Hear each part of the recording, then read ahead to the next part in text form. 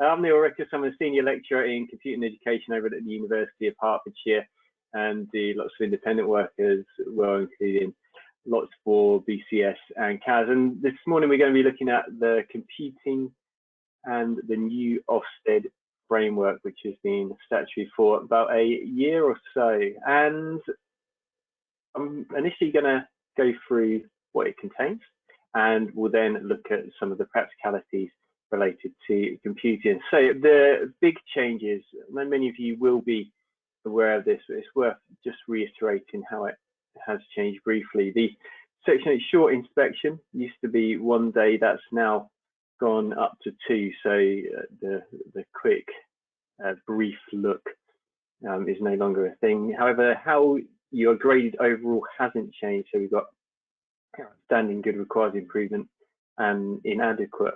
But the categories that the schools are actually judged on have been revised, and it's this quality of education area that we're going to look at the most today, although some of the other areas there, such as leadership and management, do actually come into it as well.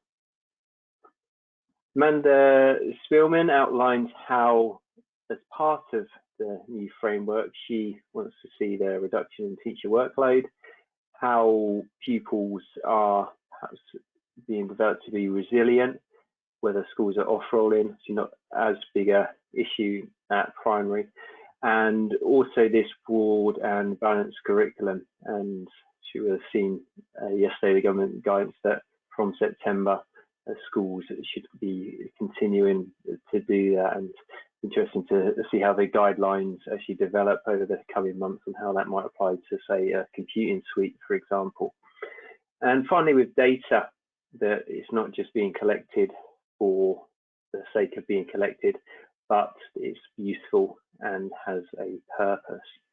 So with this quality of education theme, we've got 3 areas: the intent, implementation, and impact, which I'll go through briefly to describe, and then we'll look at what it might mean in practice.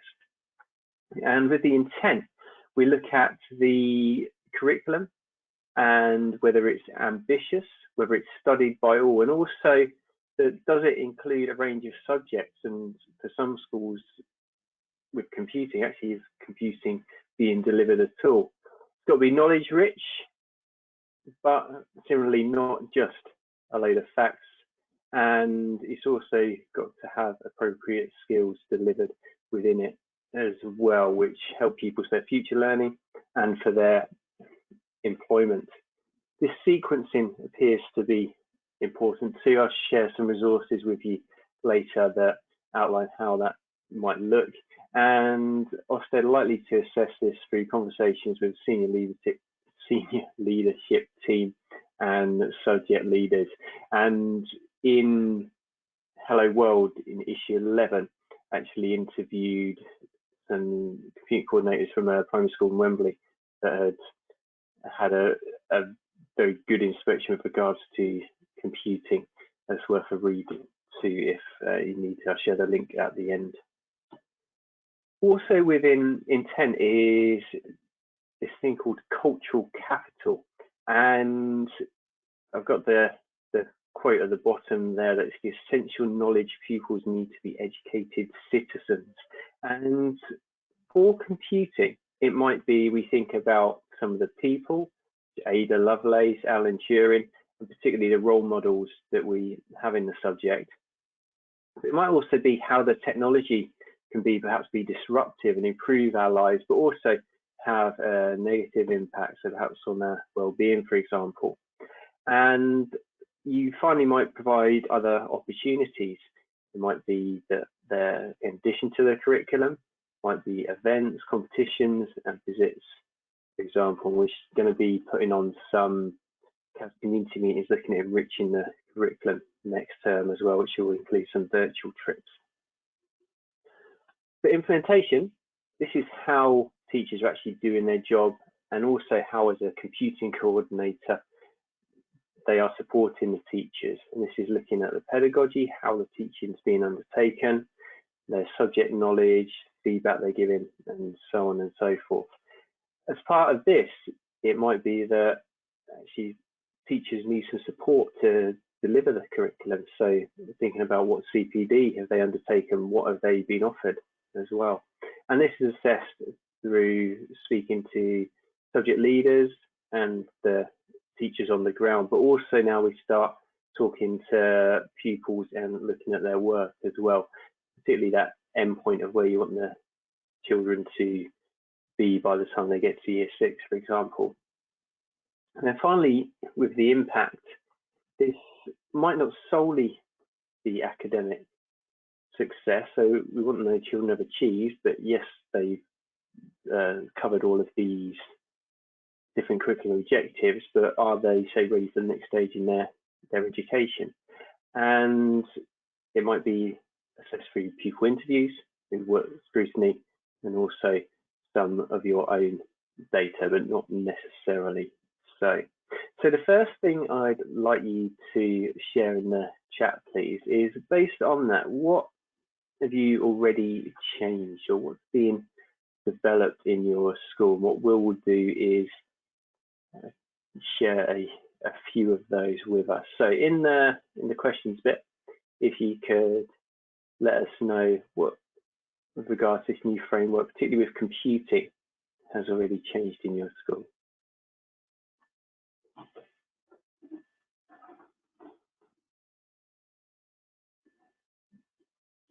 Just wait while people type all the stuff. Yeah, no worries, no worries.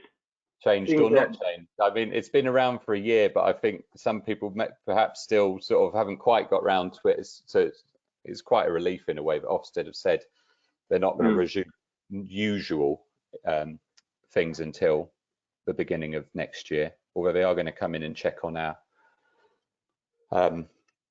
lockdown learning provision.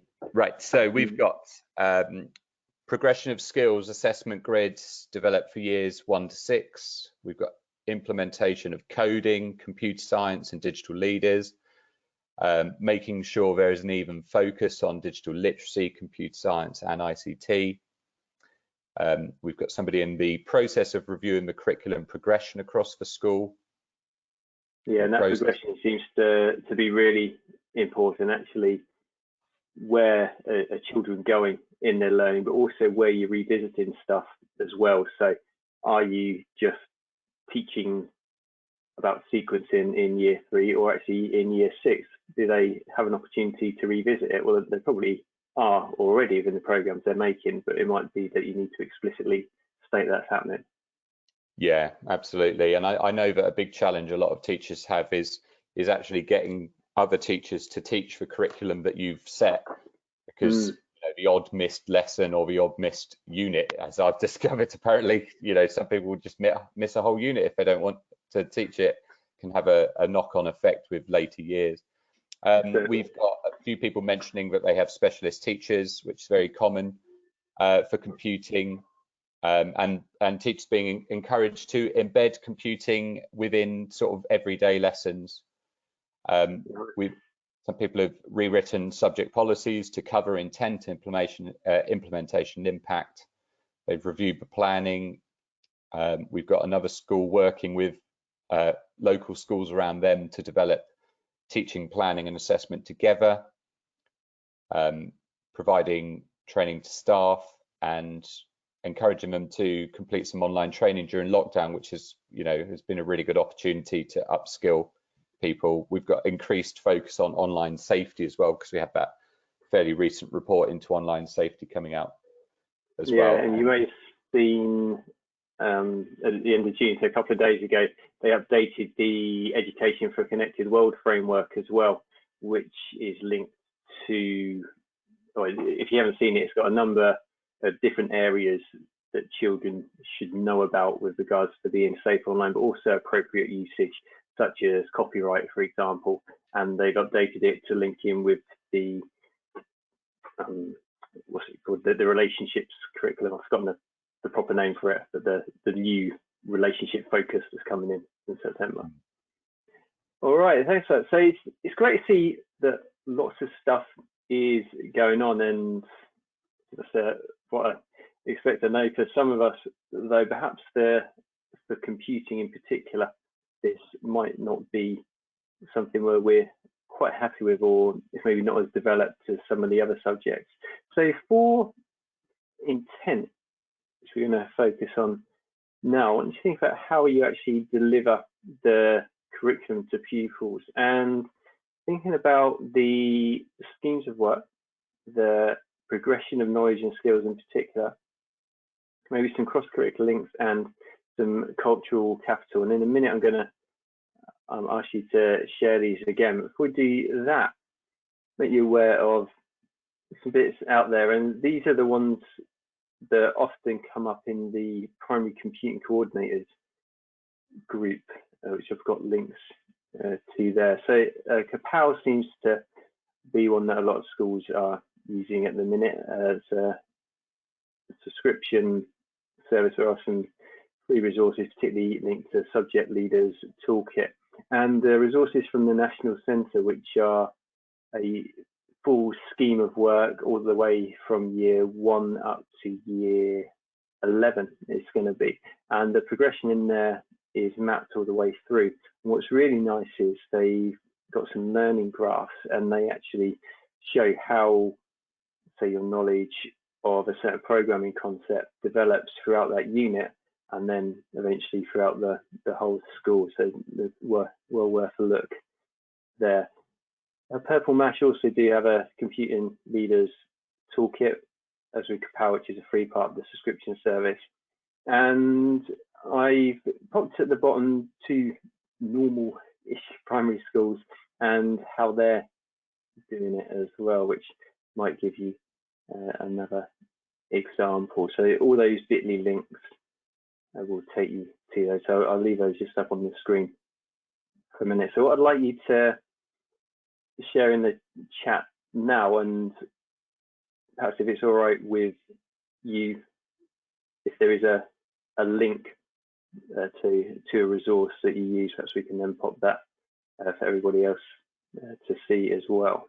So if you could pop in the question section now, perhaps a scheme of work you use or an approach that you've used with regards to the progression of knowledge and skills in particular, but thinking how we deliver this curriculum to pupils. So if you could share that now, that'd be great.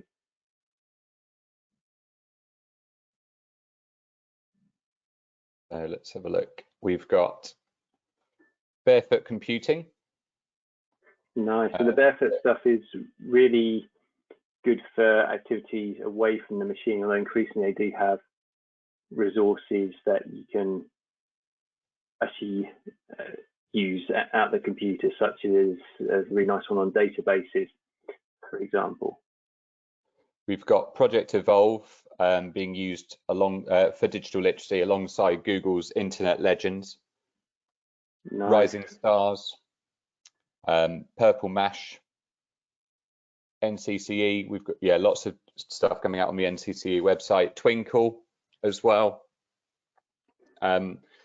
which is Twinkle are getting better with their stuff, which is good because it was a bit hit and miss to start with.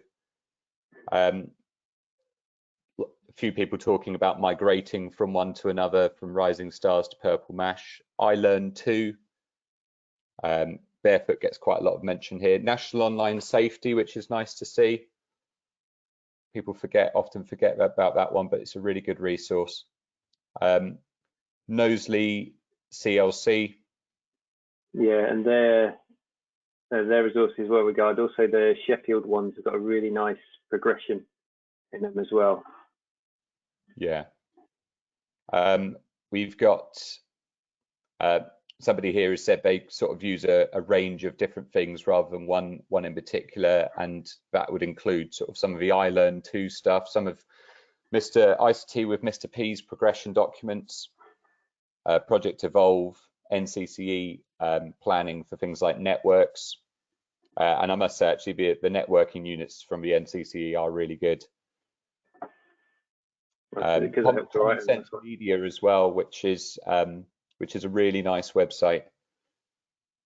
I think Common Sense is based in America, but quite a lot of their stuff still applies here, which is great. Southwest Group for Learning for online safety. Yeah. Brilliant. And I think for the National Centre units in particular, quite a lot of schools seem to have stuff now for the programming elements of the curriculum, but it's perhaps the stuff around networks, searching, databases, spreadsheet usage, for example, that maybe been forgotten about a bit, or perhaps was taught 5 years ago and has then gone to the back burner. So their units are really nice for that. And so the progression is there too. All right, so thank you for sharing that. So hopefully the ones that Will's just mentioned, along with the various resources on the screen, will give an idea of what other people are using, and also where to find some of that curriculum mapping. So the bit we're going to look at now is regards to the things that might actually be asked as part of an inspection. And there's a document that I'll share in a second on the CAS website, which has got a whole A4 sheet of possible questions which have come from interviews with compute coordinators that I've spoken to, and also through looking at their stuff on social media as well. And the key ones which perhaps you might maybe struggle to answer, or something I want to prepare, I've got on the screen now. So thinking about the skills and knowledge and how they're revisited to make sure they're actually embedded in pupils' minds, and also how do you assess and monitor pupil progress. And I know there's been quite a few sessions during the virtual showcase on assessment, so it might be worth going back to have a look at those if that is an area that you want to develop further. The third one I alluded to earlier about how do you actually support teachers in developing their subject knowledge, and the Royal Society's after the reboot report, which looked at what the impact of the new computing curriculum was, really highlighted that this was a big concern among non-specialist staff. I think it was around a third of primary teachers stated they weren't confident in delivering some of the more advanced stuff in the computing curriculum. Got cultural capital, and then finally how you actually plan to develop the subject. And it seems that as long as you've got a plan in place, then that's okay. Everything doesn't have to be there immediately. In a way, if you recognize your faults, your flaws, and you know where you're going, how you want to deliver the subject, that seems to be a much better approach rather than saying, yeah, computing's great, and then potentially someone's stuck. So for our third and final activity, we're going to start thinking about subject leader folder and our documentation that we've got. Now, you notice on the screen, I haven't got documents that state impact, implementation and intent, although I know some subject coordinators do like to have those things ready. But by including the various bits on the screen, it means that in theory, all that information around implementation and intent, and my mind's gone blank for the other one, is that they will all be clear. So we've got our development and action plan, as I mentioned a minute ago, observation of lessons. So do you actually go in to see the subject being taught? And that's one way that you'll be able to talk about, yes, I know Mrs. X they've got good knowledge of this. We observed Mr. Y and they needed a little bit more support on this, and it really helps those discussions potentially with a inspector. Then link to that our CPD record. Then got audits, so what the staff and pupils know, and also that's questionnaires for parents. So that's who I visited in Marylebone, because they had surveyed pupils and parents. They were able to talk about what devices they had access to at home, and also what games and apps they were using, and they were able to base their e-safety guidance around those as well, which seemed to go down really well. A policy such as the teaching approaches used, how you like to develop pupils' knowledge of stuff over time, and also budget and resources, which can often get overlooked, but by showing you've spent stuff on the subject and how it's helped in your teaching, that also shows that it's something that's been developed over time. Additional opportunities which will help with that cultural capital chat, perhaps you run a co-club, perhaps you've gone on trips, you might have digital leaders, and then actually looking at the schemes of work themselves, the progression.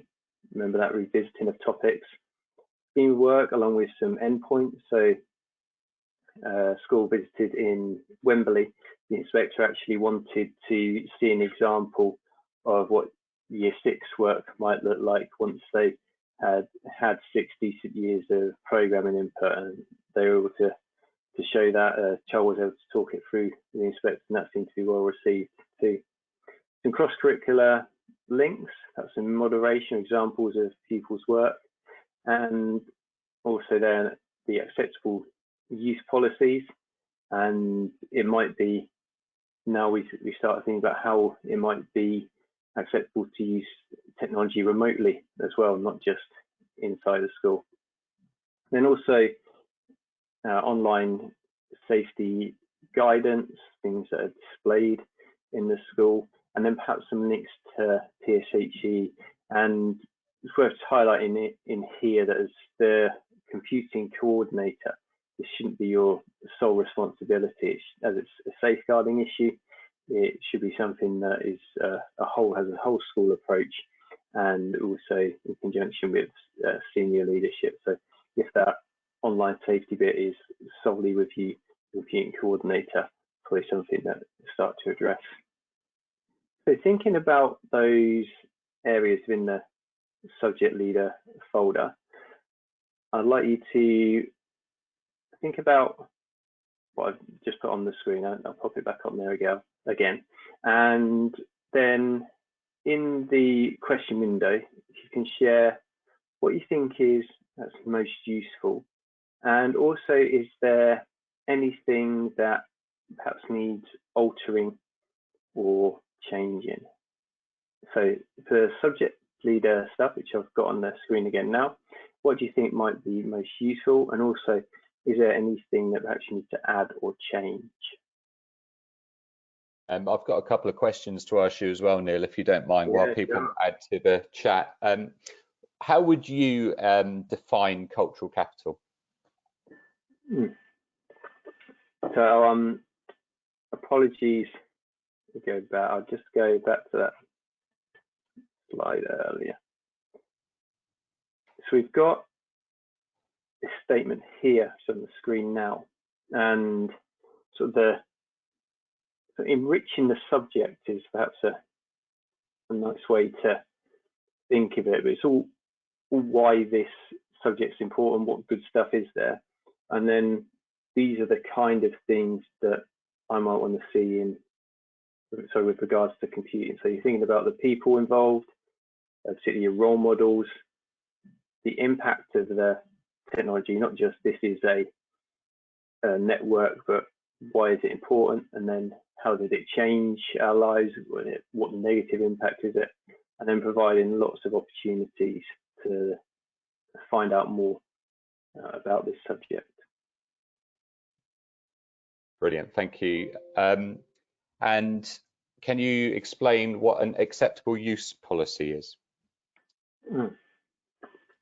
So as part of being pupils being safe and also adults using machines appropriately, there should be a policy of some sort that we might get them to sign or agree to that says how they use technology in school. So there'll be things like not sharing login details, not accessing inappropriate content, reporting to whoever it should be in the school if they're concerned, worried, and making sure that they're using technology in an appropriate and sensible way.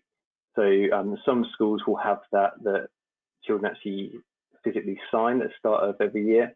Some will go as far as actually sending it out to the parents as well, so it becomes a sort of joined up approach. And for staff as well, it's important that they know what they can and can't do with that laptop that's provided for them, perhaps.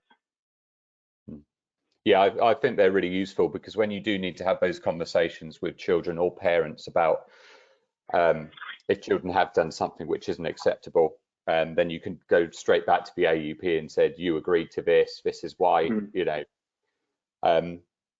Okay, let's have a look then at the responses to your initial question, Neil. People are saying, we've got mention here of one of the difficulties, I know I've had this before, is about collating children's work. So how do you sort of keep work in such a way that it's easy to find? Because, you know, if an inspector, say, did ask, you know, let's have a look at some work from year 6 or year 3, and knowing exactly where you'd find that and how it's organized. So there's a few ways I've seen it done. Some actually ask children to print it out. Do you have a lot of paper going on then? But it might be using online tools such as Seesaw, or perhaps through using such as Google Classroom to enable children to share their work. Or I've also seen there's a folder on the network drive, and there's a few examples of work from different pupils from each year group there. Yeah. Yeah, anyone who is adopting those, obviously a lot more schools now will be adopting a lot more virtual environment stuff, and that is a great place to do it. We at my school, we teach sort of good folder organization to every year group right at the start, to try and keep it like in place. It's not perfect, but it's a start. We've got here, let's have a look, mention of whether subject folders need to be digital or physical. I mean, I do mine digitally now. It just makes sense to try and reduce the paper load, and I'd also suggest trying to automate as much as you can. So create a shared document for people to put their CPD, if staff do CPD, put it in that. So, you know, on OneDrive or you know, Google Drive, whatever your school uses, so that you aren't the one having to collate that. You say, well, if you've done training, stick it in there. Yeah, and similarly, perhaps with the parent and maybe in pupil questionnaires, use something like Google Forms, where they complete the information there and it whacks it all in a spreadsheet for you. Yeah, because we've got to be clever with this, because there's so many things potentially that need to go into the folder, which is exactly, Neil, obviously why you've asked, what do you think is most relevant and what is not so relevant. Let's have a look. We've got a lot of comments I've got to try to sift through. We use People Talk regularly, but could develop parent questionnaires. Absolutely, about internet safety. It's most useful as having available a range of pupils' work covering all aspects of the computing curriculum. I think touch sort of on that point, I think that's really useful in the same way that we have we've got a folder of good examples of writing at different writing levels. I think a lot of teachers don't realise what computing work should look like almost, so they're sort of going with their gut reaction, which will always be based on their own personal experience. So it might be, that's a good suggestion, to have a different range of levels that teachers can see for themselves and other children can see. I know Bill Baggs' resources on code-it.co.uk, he now provides a sort of completed good example as well, which is really useful. Yeah. Let's have a look. Somebody's mentioned about sort of sending a survey to parents to help them embed e-safety at home and tailor their devices and things like that. Yeah, I think that's really important, because someone similarly has followed up with a similar kind of point about what do we do about e-safety issues that come into school. And in terms of subject leader folder, I guess it would be, how do we log that kind of stuff? How are we keeping a record of that? Is that kept as a subject leader thing, or is that kept with the rest of the pastoral information? Does it need to be kept separate? Yeah, I certainly see. Online safety is a safeguarding issue. The technology is making it happen, but it's not a computing responsibility. It's a whole school thing, and the computing play is part of it, certainly, but not solely. Yeah. Let's have a look. Somebody's asking about, this is related to the cultural capital, so are there any quick wins for talks from employers, visits to employers or museums and things like that? Yeah, well, a lot of them have sort of put virtual tours on over the past few months, and let's say the enriching curriculum session, which we'll start putting on shortly, it's got lots of ideas there. But STEM ambassadors, one that's worth contacting. They're often people either retired from industry or still in industry, which they've got time to come into schools to talk to children and sometimes even assist in lessons as well. I think one's off the top of my head, but often it's the ones that are close to you. So near university, we have Ocado, very close to us, and they have rapid router in Code to Life, and they would do work with local schools to there, for example. So often it's what's on your doorstep is the most useful. Yeah. Neil, could you repeat the name of the sort of group you just said, because a couple of people missed it? So you said with the group with the sort of people who could come in potentially. Oh, sorry, STEM ambassadors. STEM ambassadors. And we've also got here, where is it?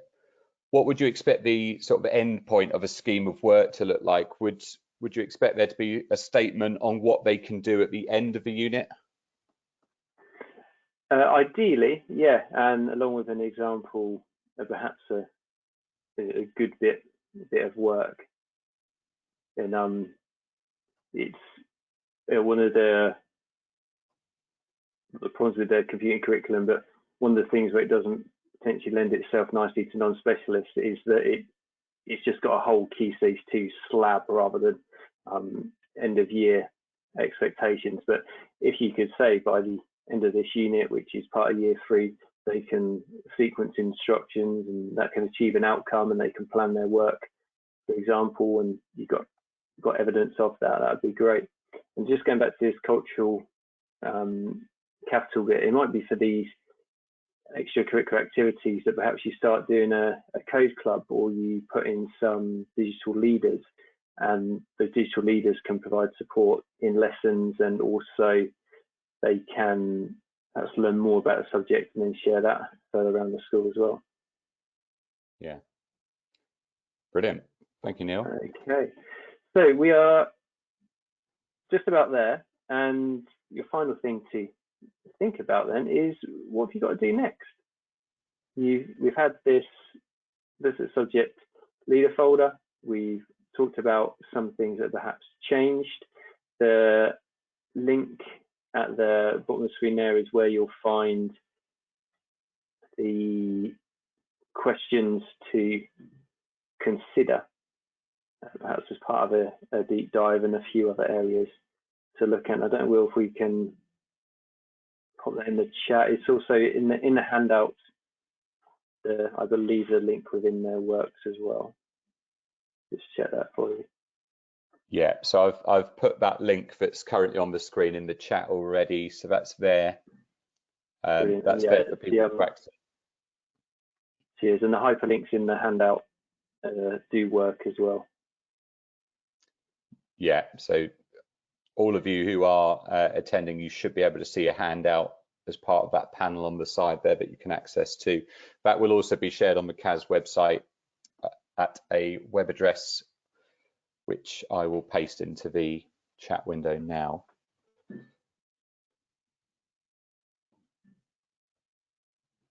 It might not be there yet, but it will be there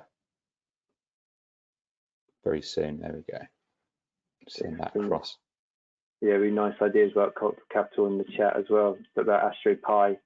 There's lots of competitions out there as well. PA Consulting do a really nice competition each year. There's coolest projects where children can develop something of interest to them. BEBRAS as well, where we look at children developing knowledge of computational thinking through competition. Yeah. A few people asked about e-safety stuff, and I will just sort of mention quickly, but if you're trying to engage parents in e-safety, Vodafone do a really good magazine called Digital Parenting.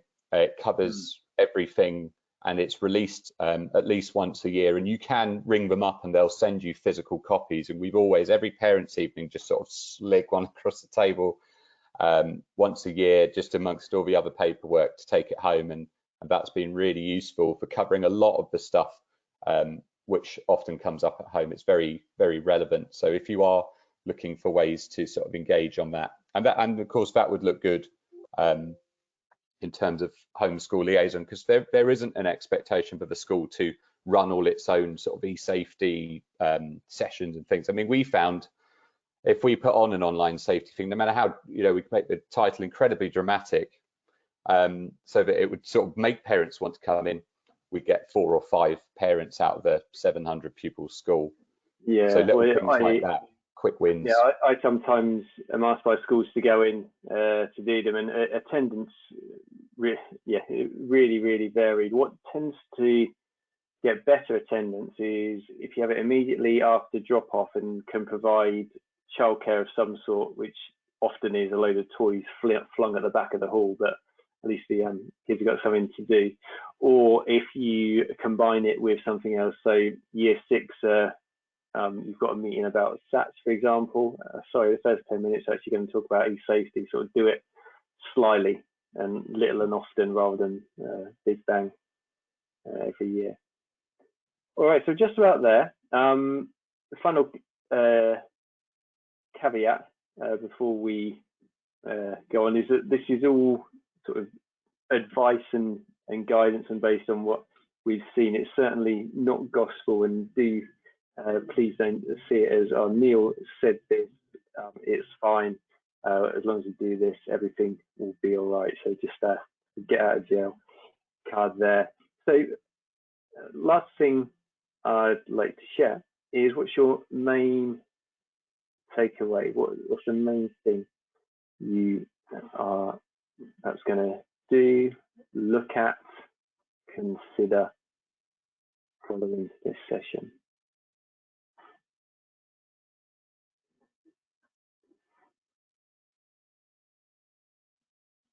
Okay, we've got cultural capital is the first one that's come up here.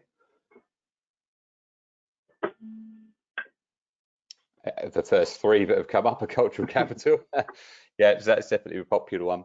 It is quite challenging finding local computing opportunities, because it's difficult to know where to look for that kind of thing. And I've tried to collate that information for coordinators down here in Brighton, but I've still found it really hard to find. I discovered quite a lot about what we used to have. Disney used to have offices in Brighton, it turned out, for Club Penguin. Of course, that's all gone. That's long gone. So it can be a bit of a challenge, but a bit of a Google search session, and you might be able to find some people or places which might be willing to take groups, even if it's for your sort of digital leaders, not whole classes, but sort of specific groups of children. Yeah. And it can sometimes, if you're looking at models or the people involved with computing, often it can be a nice focus for if you're perhaps looking at developing children's use of blogs, for example, or presentations. Actually gives you a focus for that, rather than just do it on your favorite football team, for example. Yeah. And reach out to universities as well. If you live near to a university, odds are they'll have students who need to do projects with children on computing topics. You can get them in, and that's a really good way to make that link, and also give the children something very sort of computer focused, because these students are testing some really interesting ideas out. Takes a little bit of admin, but it's worth the work. So I'm conscious we're just about out of time. I'll leave this slide on there? And I understand we've just got a minute or two that you need to do wrappy-uppy type stuff. Yeah, well, yeah, I'd say at this point, thank you very much, Neil, for all of this.